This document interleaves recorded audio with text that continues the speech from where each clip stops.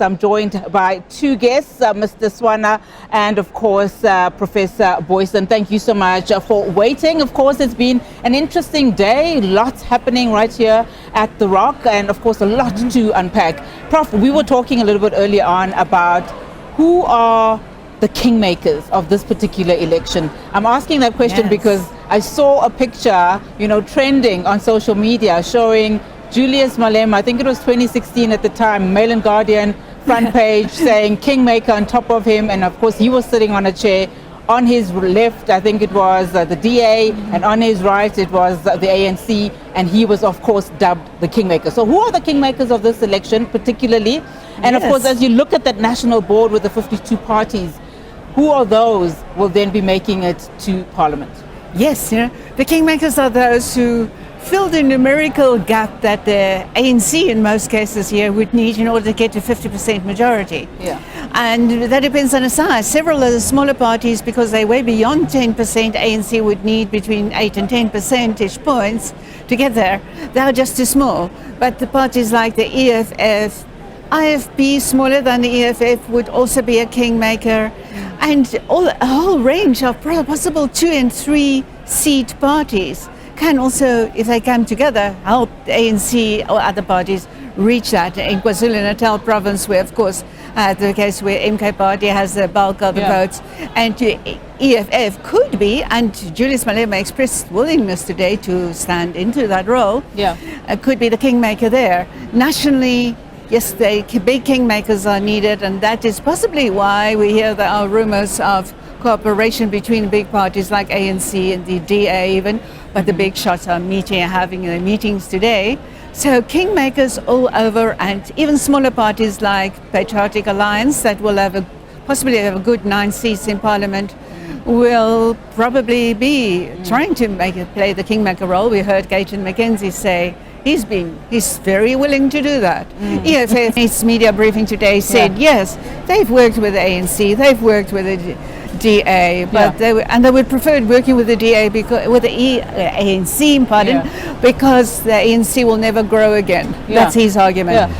And Prof, I mean, you mentioned that the ANC bigwigs, the ANC top 7 is meeting. I'm going to come to that, but I want to just talk, Mr. Swana, just in terms of what the professor is saying, in terms of, the kingmakers of this particular election. When you look at, some parties like the IFP, for instance, we saw, the president of the IFP, Mr. Velungosini Hlabisa, earlier on this, this morning, saying that he, in fact, doesn't mind to be in conversations with other parties. They didn't do so well, particularly. I mean, particularly because they are in that pact, that moonshot pact, that's not doing so well. I think the only one doing well in that multi-charter party is, in fact, the DA.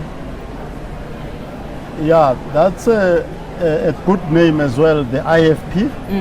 And it's something difficult to explain, but the IFP is appreciated, maybe we can use a word like that, by the EFF, MK even, and the ANC. So they are in a good spot. They are in a good spot, and certainly in terms of KZN politics, if you are running anything serious in KZN, the IFP is a good bet for you. Particularly when you look at the issue of how you relate to the kingdom. Those guys are very able to manage the Zulu nation and the Zulu kingdom, because you saw how the ANC mismanaged the Zulu kingdom and fighting with the prime minister and all that. I think MK is much more well placed now to do that, and the IFP, I think, is gonna be able to do that. Again, in Gauteng, the IFP has been a voice of reason, even in city councils and municipal councils, a voice of reason, but they were in a very tough position trying to work with the DA, with this bullying in the coalitions. So the IFP is a good one. Interesting. So, Prof, you mentioned, of course, that we are hearing that the ANC top 7, is in meetings today. I mean, I haven't seen the top leadership of the ANC today. I think I saw the Deputy Secretary General a little bit earlier on. But what conversations would be likely to happen behind those closed doors? I mean, a lot of people asking, is this election going to be the end of the ANC as we know it? Yes, I think as those conversations, we know the top 7 of ANC are meeting at this stage, and they are likely to try to give direction. Next meeting would be the National Executive Committee of the ANC that will have to take forward the whole issue of how the ANC aligns, whom it aligns with, under what kind of conditions should they align, under certain conditions, or should they open the door and say everybody who wants to join us into this inclusive government, please come on board, and that would be an easier step for a party like that to take. Whether it is the beginning or the end, it is very difficult for a huge party and for a liberation movement party like this to lose power by quite a significant percentage, as we see now at the national level, and then come back. The ANC would hope that some form of cooperation with other parties would still give them a platform to do that. Maybe they could better government and they could resuscitate a little bit of their image. Maybe their own supporters won't become too toxic about the relationship that they formed in these coalition times. So it will be difficult, not impossible, but very difficult to come back from a humiliation like this. Mr. Swana, just your thoughts around, as the ANC is in these talks, of course, difficult conversations being had. What is your take in terms of where does this all place President Cyril Ramaphosa? Look, a tough one. no, it's not tough, it's straightforward. Yep. Some of the older activists that I do talk to, anti-apartheid activists that is, they say that it is natural that when you lose an election like this as a president, you resign. We don't need to call a meeting for that, you resign. And I think Cyril Ramaphosa has been shielded from his mediocrity and general failure for far too long. And it does need to be brought onto the table that he has actually been substandard. So I think there are people who feel that he should be, an alternative occupation should be found for him.